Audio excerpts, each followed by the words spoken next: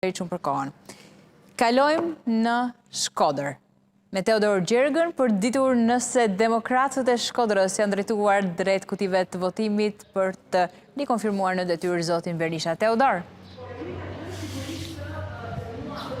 Atëherë Alba, në fakt që prej orës 8 të mëngjesit të sotëm, demokratët janë thirrur në referendum për të vendosur nëse janë pro apo jo vijimit të drejtimit të Partisë Demokratike të Shqipërisë nga Sali Berisha. Në fakt jemi munduar që në 3 qendrat e votimit në qytetin e Shkodrës të marrim informacion sa e takon pjesëmarrjes. Deri në këto momente nuk na është dhënë një informacion i tillë, ndërsa vetmja ajo çfarë na është komunikuar është fakti që pjesëmarrja ka qenë e kënaqshme.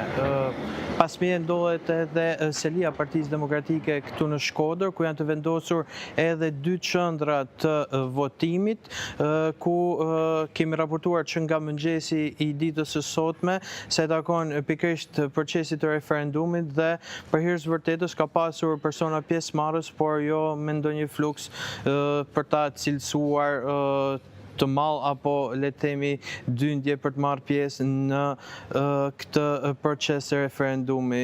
Është edhe një qendër tjetër në fakt në zonën e Bërdiçës, ku edhe aty është emëruar që prej ditës së djeshme që do të funksionojë si qendër votimi për demokratët e asaj zone.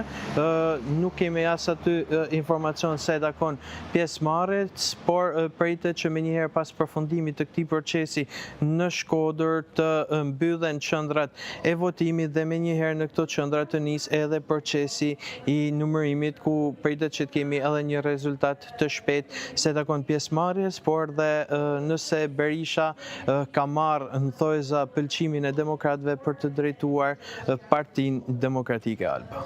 Faleminderit shumë Teodor për këtë raportim nga Shkodra. Ndërkohë këto momente shkojmë në Korçë me Xhensil Shkëmbi për të bërë një rezume të situatës, si paraqitet ka qenë procesi i qetë, ka patur incidente apo jo, dhe pak a shumë për pjesëmarrjen, ndonse do të presim dhe pak orë për të marrë rezultatin final të pjesëmarrjes nga vetë selia e Partisë Demokratike. Po Xhensil.